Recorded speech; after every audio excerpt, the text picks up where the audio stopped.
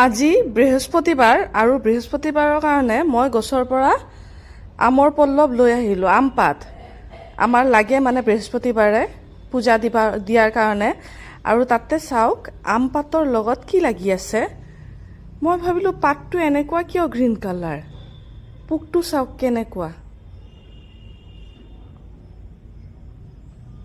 একদম পাতৰ নিচিনা। অ' মা,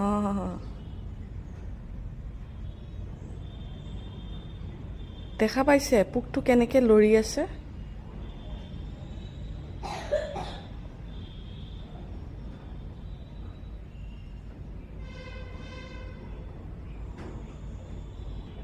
দূৰৰ পৰা দেখা পালে কোনোবা ভাবিব এইটো পাতে হয়, পোক নহয়। ওচৰত আনিলেহে গম পোৱা যায় যে পোক হয়।